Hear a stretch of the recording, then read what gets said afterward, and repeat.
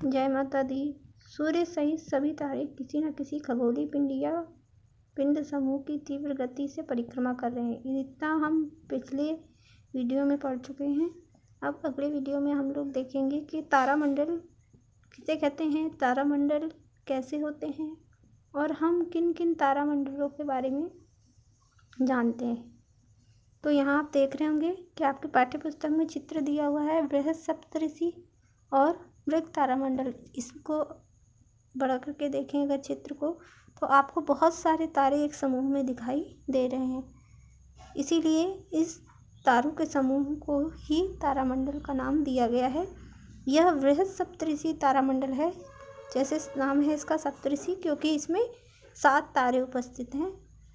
और इसी क्या कहते हैं, सप्तऋषि तारामंडल की सीध में एक स्थिर तारा जो धरती से दिखता है, ध्रुव तारा, वो भी उपस्थित है।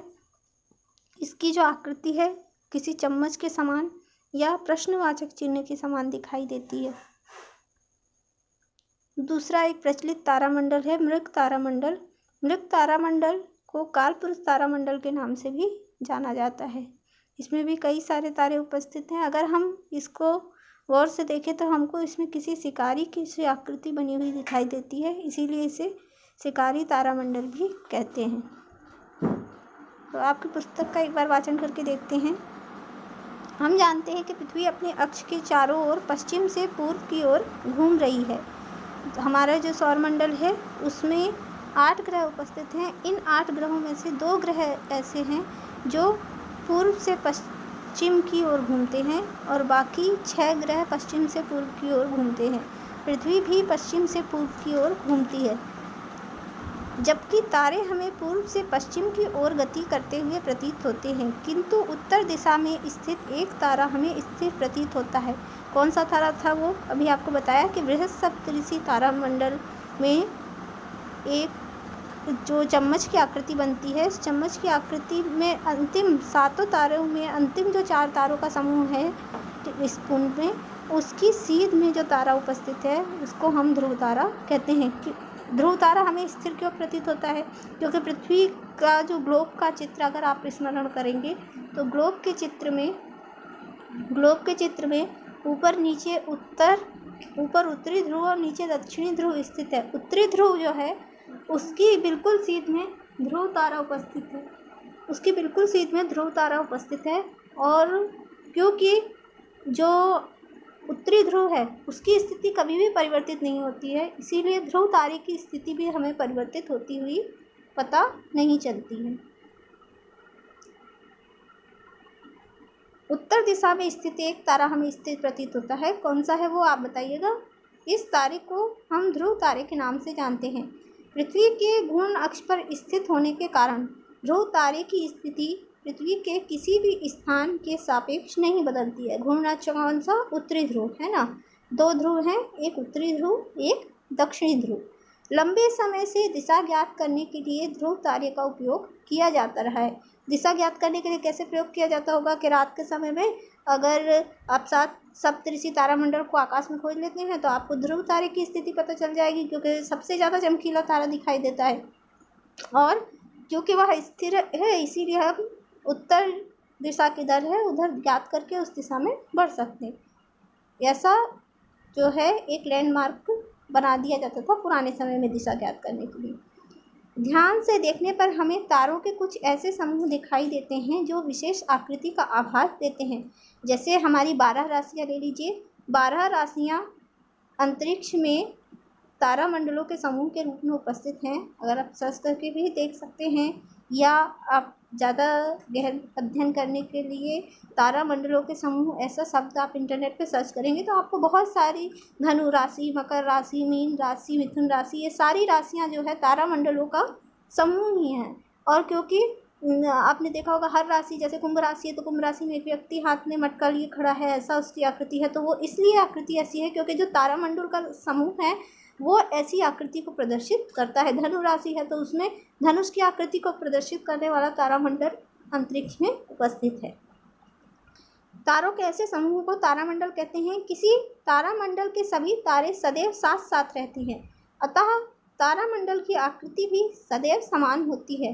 हमारे पूर्वजों ने आकृतियों के आधार पर उन्हें कुछ नाम दिए जाए, जैसे बृहद सप्तऋषि तारामंडल, जिसे उर्सा मेजर भी कहते हैं, लघु सप्तऋषि तारामंडल, जिसे उर्सा माइनर या मृग या ओरायन भी कहते हैं। एक ही तारामंडल के बहुत सारे नाम हैं, है ना। आसानी से पहचाने जाने वाले तारामंडलों में बृहद सप्तऋषि तारामंडल एक है। अब आप बताइए, आप आसानी से इसे कैसे पहचान सकते हैं? क्योंकि उसमें 7 तारे हैं और उसकी आकृति कैसी बनती है? चम्मच के समान। और जो चम्मच का अंतिम सिरा है, स्पून वाला, डीप वाला, उधर से अगर हम अंतिम 2 तारों की सीध में देखेंगे तो ध्रुव तारा भी उपस्थित है। तो इसीलिए जो है हम बृहद सप्तऋषि तारामंडल को आसानी से पहचान सकते हैं। इसे बिग डीपर भी कहते हैं। किसको? बृहद सप्तऋषि को। बृहद सप्तऋषि को 3 नामों से जाना जाता है, उर्सा मेजर, बृहद सप्तऋषि और बिग डीपर। इस तारामंडल में बहुत से तारे हैं, जिनमें से 7 सर्वाधिक चमकदार तारे बड़ी कलछुल या प्रश्न चिन्ह जैसी आकृति बनाते हैं, है ना। हम चित्र में देख चुके हैं कि अगर आप देखेंगे यहाँ पर तो 3 तारे कलछुल के हैंडल में हैं और 4 तारे जो चम्मच के खाने वाला हिस्सा होता है, डीप वाला, उधर स्थित है ना। तो इस तरीके से जो है 7 तारे इसमें उपस्थित हैं। ये सप्तऋषि तारामंडल का हिस्सा नहीं है ध्रुव तारा। ध्रुव तारा सप्तऋषि तारामंडल के अंतिम जो 2 तारे हैं उनकी सीध में उपस्थित है, जो सप्तऋषि तारामंडल से अलग है। इनमें से 3 करछुल के हैंडल में तथा 4 कटोरे में स्थित है। करछुल के शीर्ष पर स्थित 2 तारे संकेतक तारे कहलाते हैं। क्यों कहलाते हैं? क्योंकि वो ध्रुव तारे की ओर संकेत करते हैं। इनको मिलाने वाली रेखा ध्रुव तारे की ओर संकेत करती है। लघु सप्तऋषि में भी अधिक चमक वाले 7 प्रमुख तारे होते हैं। ध्रुव तारा इनके हैंडल के सिरे पर स्थित होता है। मृग या ओरायन भी आकाश में दिखाई देने वाला प्रमुख तारामंडल है, जिसमें अन्य तारामंडलों की अपेक्षा अधिक चमकीले तारे होते हैं। इस तारामंडल की आकृति एक शिकारी की तरह दिखाई देती है। अभी मैंने आपको दिखाया था कि ये जो है मृग तारामंडल है, जिसमें एक शिकारी के समान आकृति आपको दिखाई दे रही है, इसीलिए इसको शिकारी तारामंडल, मृग तारामंडल या ओरायन तारामंडल के नाम से भी जाना जाता है। और क्योंकि शिकारी मतलब किसी व्यक्ति जैसी आकृति है और अंतरिक्ष में होने के कारण यह काली दिखाई देती है, इसीलिए इसे काल पुरुष तारामंडल के नाम से भी जाना जाता है। रात्रि में इन तारामंडलों को पहचानने का प्रयास करें तथा ध्रुव तारे की स्थिति को जानें।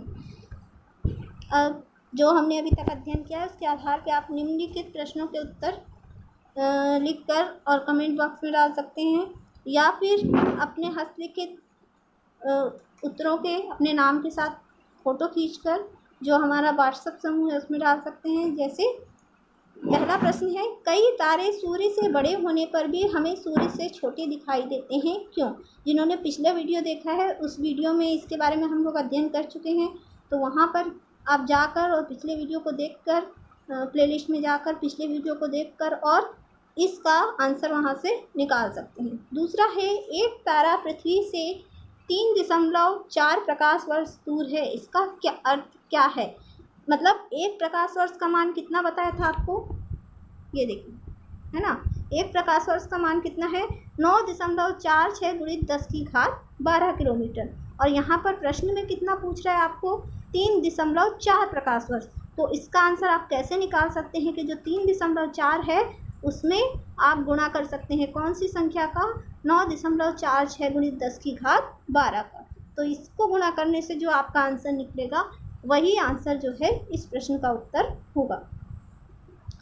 तीसरा है, उत्तर दिशा में स्थिर प्रतीत होने वाले तारे को आप कैसे खोजेंगे? कौन सा तारा है जो उत्तर दिशा में स्थिर है? ध्रुव तारा। और वो उसको आप कैसे खोजेंगे? तो उसका लैंडमार्क क्या है हमारे लिए? सप्तऋषि तारामंडल। और उसके संकेतक तारों की सीध में जो तारा है वो ध्रुव तारा है। तो आप इसको क्या कहते हैं? आसानी से आंसर को लिख सकते हैं। ठीक है, अब हम आगे बढ़ते हैं। आगे का टॉपिक है ग्रह अब 9 नहीं केवल 8। पहले आपने 9 ग्रह पूरे पढ़े होंगे, जैसे बुध, शुक्र, पृथ्वी, मंगल, बृहस्पति, शनि, अरुण और वरुण, और अंत में यम यानी प्लूटो। तो जो प्लूटो है उसको अभी हमारे जो अंतर्राष्ट्रीय खगोल संस्थान है उसने ग्रहों की श्रेणी से उसको निकाल दिया है। अब पिछली कक्षा में भी पढ़ चुके हैं, 6वीं कक्षा में, कि प्लूटो को ग्रहों की श्रेणी से निकाल दिया गया है। क्यों निकाल दिया गया है? 76 वर्षों तक विवादों के घेरे में होने के कारण ग्रहों की बिरादरी से अलग कर दिया गया। इसके 3 कारण थे। पहला तो ये था कि जो ग्रह होते हैं उनको ग्रह मानने के लिए, क्योंकि सारे के सारे तारा, ग्रह, उपग्रह, क्षुद्र ग्रह, इनको अलग अलग श्रेणियों में बांटा जाता है। अंतरिक्ष में सारे बिखरे हुए पिंड हैं, लेकिन हम किसको ग्रह कहेंगे, किसको तारा कहेंगे, किसको उपग्रह कहेंगे, किसको सूर्य, किसको धूमकेतु कहेंगे, है ना, पुच्छल तारा कहेंगे। इन सब के लिए एक मापदंड निर्धारित किया गया है। तो जो ग्रहों का मापदंड था, प्लूटो उन मापदंडों से अलग था। इसीलिए पहले 76 वर्षों तक जो है इस बारे में बहस चली कि प्लूटो को ग्रहों के अंदर रखा जाए या उपग्रहों के अंदर रखा जाए। तो बाद में जो है उसको ग्रह और उपग्रह से दोनों से हटा दिया गया और उसको बोना ग्रह के जो है अंतर्गत अभी रखा गया है, या वामन ग्रह के अंतर्गत उसको रखा गया है। उसके 3 कारण थे। पहला तो यह था कि प्रत्येक ग्रह की आकृति लगभग गोल होनी चाहिए, जबकि जो आपका प्लूटो था वो चपटी आकृति का था। दूसरा, वह अपनी ही कक्षा में गति करना चाहिए, लेकिन प्लूटो क्या था, गति करते करते वो वरुण की कक्षा को भी क्रॉस कर जाता था। तो इसके कारण क्या कहते हैं, उसको ग्रहों की श्रेणी से अलग कर दिया गया है। और उसका जो अपना आवृत्ति काल था, अपनी धुरी पर घूर्णन काल था, वह भी जो है बहुत ज़्यादा था। इसलिए तीनों कारणों के कारण जो है उसको ग्रहों की श्रेणी से अलग कर दिया गया। यहाँ पे देखिए कुछ ग्रहों के, इसके अतिरिक्त जो बाकी के 8 ग्रह हैं वो पूरे के पूरे अभी ग्रहों की श्रेणी में उपस्थित हैं। इन 8 ग्रहों के नाम क्रमशः यहाँ हैं: बुध यानी मरकरी, शुक्र यानी वीनस, पृथ्वी यानी अर्थ, मंगल यानी मार्स, बृहस्पति यानी जुपिटर एवं शनि या सैटर्न, और अरुण यूरेनस, वरुण नेपच्यून। ये जो है 8 हमारे ग्रह हैं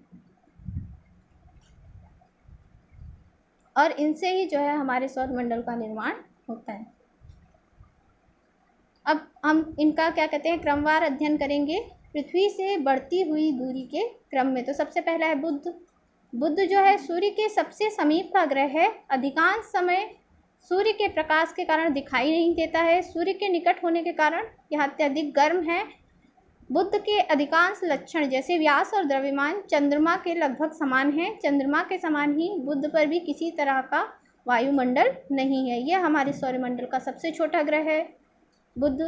और गर्मी के कारण जो है यहाँ की गैस जो है पूरी तरीके से समाप्त हो गई है और वायुमंडल यहाँ पर उपस्थित नहीं है। धरातल चट्टानी एवं पर्वतीय है और इसका कोई ज्ञात उपग्रह नहीं है। इससे अगला है शुक्र। यह सूर्य से बढ़ती दूरी के क्रम में दूसरा ग्रह है। जितने खगोलीय पिंड हमें दिखाई देते हैं उन सभी में शुक्र सबसे अधिक चमकीला दिखाई पड़ता है।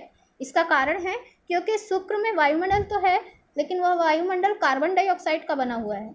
और कार्बन डाइऑक्साइड क्या करती है, जब ज़्यादा घनत्वपूर्ण स्थिति में होती है तो वह किसी बर्फ़ के समान आवरण बना लेती है। आप लोगों ने शुष्क गैस पढ़ा होगा। शुष्क गैस क्या है? शुष्क बर्फ।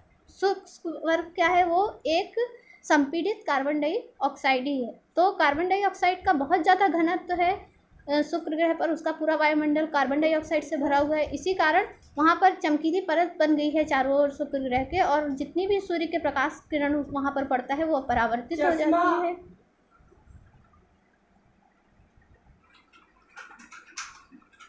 तो शुक्र ग्रह अपने ऊपर पड़ने वाले जो भी सूर्य का प्रकाश है उसको परावर्तित कर देता है और इसके कारण यह सबसे ज़्यादा सुंदर और चमकीला ग्रह दिखाई देता है। इसीलिए इसे वीनस भी कहते हैं। पृथ्वी के सबसे ज़्यादा नज़दीक होने के कारण इसे पृथ्वी की बहन भी कहा जाता है। और बाहरी परत चमकीली होने के कारण, वैसे तो ग्रहों का अपना कोई प्रकाश नहीं होता है। लेकिन शुक्र ग्रह के बाहरी आवरण चमकीला होने के कारण उससे प्रकाश का परावर्तन होता है, तो वह किसी तारे के समान चमकता हुआ दिखाई देता है। इसीलिए सुबह और शाम के समय जब यह आकाश पर दिखाई देता है तो इसे भोर का तारा या संध्या का तारा भी कहा जाता है। इसका द्रव्यमान पृथ्वी के द्रव्यमान के लगभग बराबर है और दोनों का व्यास भी लगभग बराबर है। इसी कारण इसको पृथ्वी की बहन भी कहा जाता है। शुक्र का स्वयं का कोई उपग्रह नहीं है। तो हमारे सौरमंडल में 2 ग्रह ऐसे हैं। कौन कौन सा? पहला शुक्र, दूसरा बुध। दोनों में के अपने कोई ज्ञात उपग्रह अभी तक नहीं है। तीसरे नंबर पर है पृथ्वी। पृथ्वी सूर्य से दूरी के क्रम में तीसरे स्थान पर है। अब तक ज्ञात ग्रहों में पृथ्वी के अलावा अन्य किसी पर जीवन नहीं है। पृथ्वी सूर्य की परिक्रमा 365.26 दिन में पूरा करती है। उसे अपने अक्ष पर एक पूर्ण घूर्ण करने में 24 घंटे लगते हैं, जिसके कारण दिन और रात होते हैं। पृथ्वी का जो भाग सूर्य के सामने होता है घूर्णन करते समय, वहाँ पर दिन होता है, और जो भाग सूर्य के विपरीत दिशा में होता है वहाँ पर रात होती है। अभी हमने देखा कि पिछले दिनों 21 तारीख को सूर्य ग्रहण की घटना हुई थी। तो पृथ्वी के अपने अक्ष पर घूर्णन करने के कारण और पृथ्वी का जो प्राकृतिक उपग्रह है चंद्रमा, उसके अपने अक्ष पर और पृथ्वी के परिता घूर्णन करने के कारण ही यह सूर्य ग्रहण और चंद्र ग्रहण की घटना होती है। सूर्य ग्रहण इस प्रकार हुआ कि पृथ्वी और सूर्य के बीच में जब चंद्रमा घूर्णन करते हुए आ गया, तो उसने सूर्य हालांकि चंद्रमा से बहुत ज़्यादा बड़ा है, लेकिन बहुत ज़्यादा दूरी पर होने के कारण चंद्रमा ने सूर्य के एक बड़े भाग को ढक लिया और सूर्य ग्रहण की घटना हुई।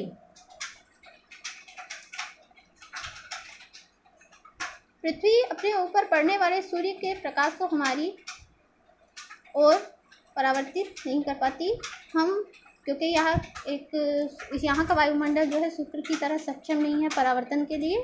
लेकिन रात के समय हम देखते हैं कि चंद्रमा क्या कहते हैं, हमको चमकता हुआ दिखाई देता है। वो चंद्रमा जो है वो पृथ्वी का उपग्रह है, लेकिन उसका स्वयं का कोई प्रकाश नहीं है।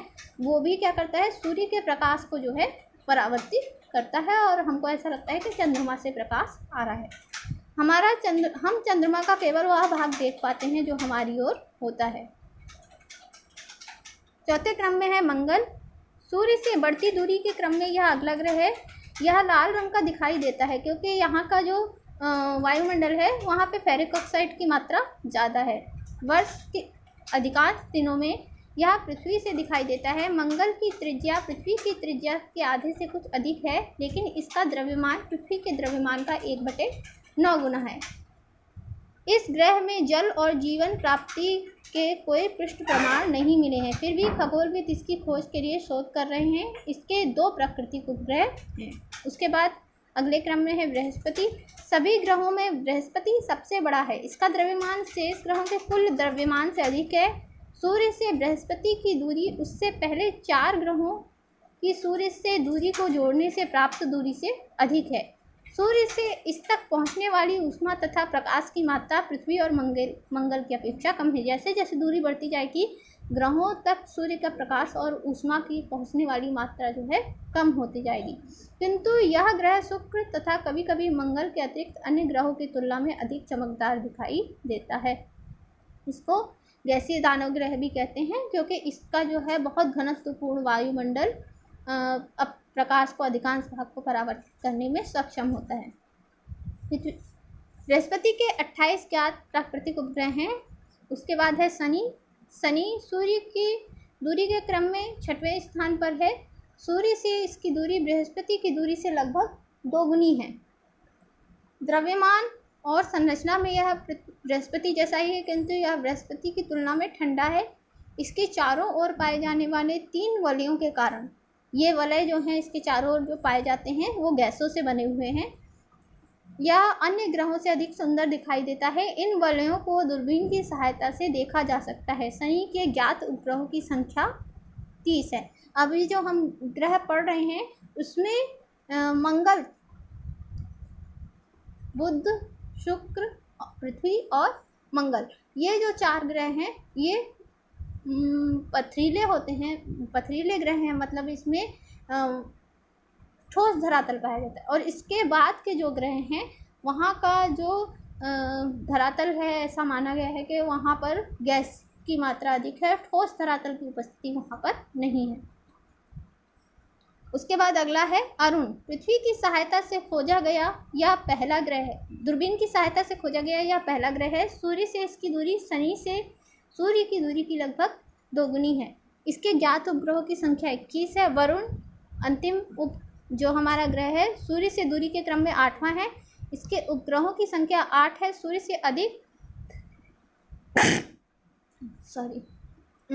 से अधिक दूरी के कारण यह ठंडा है।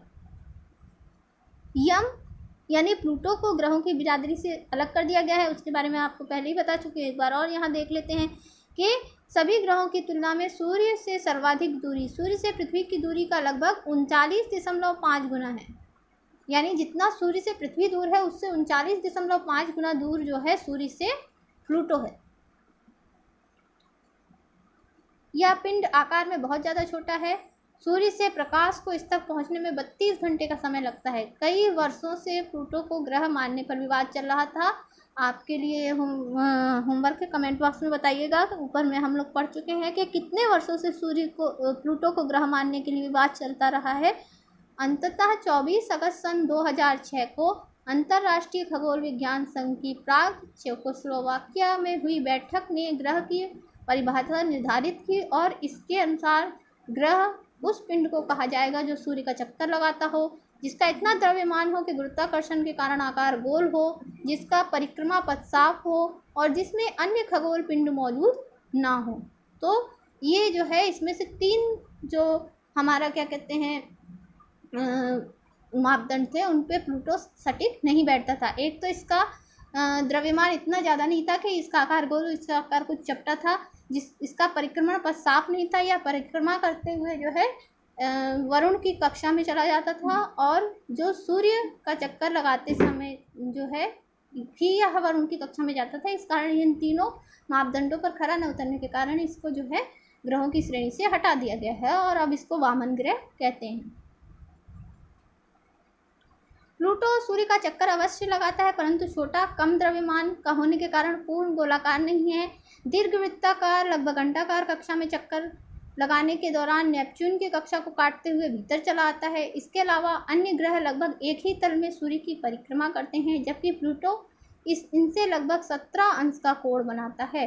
इन सब कारणों से उसे ग्रहों की बिरादरी से बाहर किया गया है और इसे वामन ग्रह का दर्जा दिया गया है।